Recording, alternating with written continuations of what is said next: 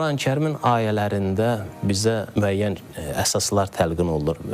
Gözəl bir kəlam var. Deyir, insan yuxuda olduğu zaman, kim ki yatır, yuxuya daldığı zaman nə qədər ki yuxudadır, onun yuxuda olduğu fərqinə varmır. İnsan yuxuda gördüklərini həqiqət zənn edir. Yuxudan ayılanda bilir ki, deməklə bu həqiqət deyilmiş. Ahirəti də sanki buna bənzədirlər. Həm Quranın ayələrində, həm Peyğəmbər və Əhl-i Beyt əleyhissalamla nə qədər hədislər əsən görsən, deyir ki, dünya bir yuxuya bənzəyir. İnsan sanki vəfat eləyəndən sonra, dünyadan köçəndən sonra ayılır, həqiqəti dərk eləyir.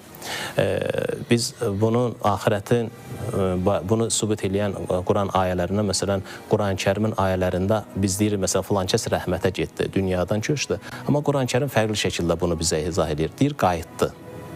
Görürsünüz, fikir, "Sümmə ileynə turcaun." Sonra siz bizə qaytarılacaqsınız, qayıdacaqsınız. Yaxud "İnnə lillah və innə ileyhi raciun." Biz Allahın və Allaha da qayıdacaq. Yaxud deyir, "Ya eyyuhel nəfsul mutmainnə." Ey arxayın nəfs, "İrci'i ilə rabbikə raziyətən mərdiyyə." Öz Rəbbinə tərəf, sən ondan razı, o da səndən razı olur. Görürsünüz, qayıtmaq kəlməsini biz istilahda hansı yerlərdə istifadə edirik? Fikir versə, başqa bir yerə gedəndə öz evimizə qayıtmaq. Məsələn, başqa bir yerdən qayıdıram deyirsə, öz evimizi nəzərdə turur. Başqa bir ölkədə isə, bəli, başqa bir ölkədə isə yaxud məsələn öz vətənimə qayıdıram deyəndə öz vətənimizi nəzərdə. Deməli, Allah Taala ki, Quranda bu qayıtmaq ifadəsini işlətməklə bizə sanki bunu xatırladır ki, o getdiyiniz yer, yaşadığınız yer müvəqqəti keçid bir yeridir. Siz əsl vətəninizə qayıdacaqsınız. Elədir. Onu xatırladır.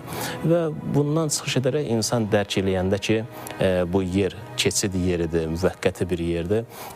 Axirət isə əbədi yurtdur. Əbədi səadət yurtdur. Bunu dərk eləyən insan baxır ki, Ramazan ayının özdə xüsusi fəlsəfələri var, fəlsəfi cəhətlər var. O fəlsəfələrdən də biri bizə axirətin varlığını dərk elətdirməkdir. Bundan da əlavə, bugün psixologiyada insan nəzər salanda görürsən ki, orada bir məntiqi bir nöqtəyə toxunulur.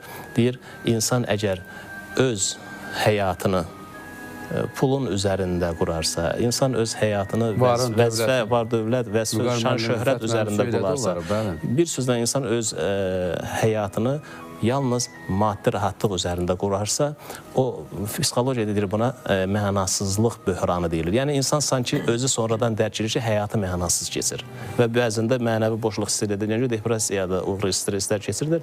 Ona görə belə təklif verilir ki, əgər insan həyatını mənalı keçməyin istəyirsə, həyatına məna rəngi qatmaq istəyirsə, gərək öz həyatın kamil